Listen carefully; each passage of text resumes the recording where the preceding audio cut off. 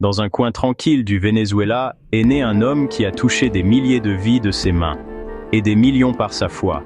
Aujourd'hui, je vais vous raconter l'histoire de José Gregorio Hernández, le médecin des pauvres, et les miracles qui l'ont mené à la sainteté. José Gregorio est né le 26 octobre 1864, à Isnotu, État de Trujillo. Dès son plus jeune âge, c'était un garçon brillant, gentil, rempli de spiritualité. Même s'il voulait étudier le droit, son père l'a convaincu d'étudier la médecine. Et c'est ainsi qu'a commencé le chemin qui allait changer sa vie, et la nôtre. Il a obtenu son diplôme à Caracas, puis en Europe.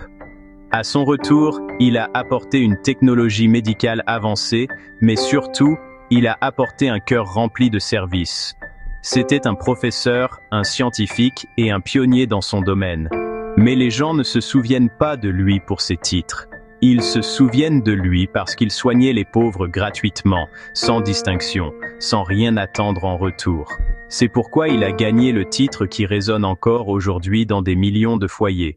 Le 29 juin 1919, il est décédé après avoir été renversé par une voiture à Caracas. Mais ce jour-là, son histoire ne s'est pas terminée. Sa légende a commencé. Depuis, des millions de personnes ont commencé à le prier, à demander des faveurs, à raconter des miracles, et cette foi continue de vivre, même aujourd'hui. En 2017, une fillette de 10 ans a été atteinte d'une balle à la tête. Les médecins ne lui donnaient aucun espoir. Sa mère a prié avec foi José Gregorio Hernández. Et le lendemain, la fillette s'est réveillée sans lésion cérébrale. Elle marchait, parlait, vivait. Le Vatican l'a reconnue comme un miracle officiel. En 2021, un homme en Floride est tombé dans le coma à cause de la Covid-19. Lésion cérébrale, défaillance multi-organes. Aucun espoir. Sa famille a placé son image et a prié. Quelques jours plus tard, l'homme s'est réveillé et s'est complètement rétabli. Ce fut le deuxième miracle reconnu par le Vatican. Et cela a permis sa canonisation en octobre 2025.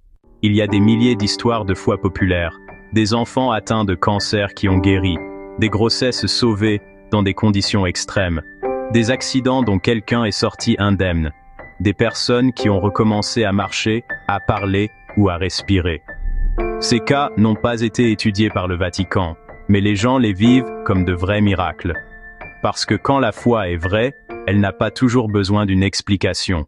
Aujourd'hui, José Gregorio Hernández n'est pas seulement un médecin. C'est un phare de lumière, un symbole d'espoir et un pont entre la science et Dieu. Son image vit dans les hôpitaux, sur les autels, dans les poches.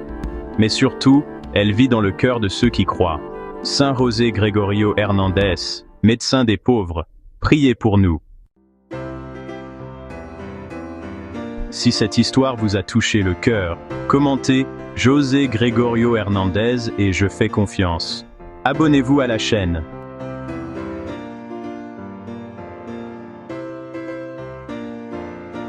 Merci d'avoir regardé et que le docteur José Gregorio soit toujours avec vous.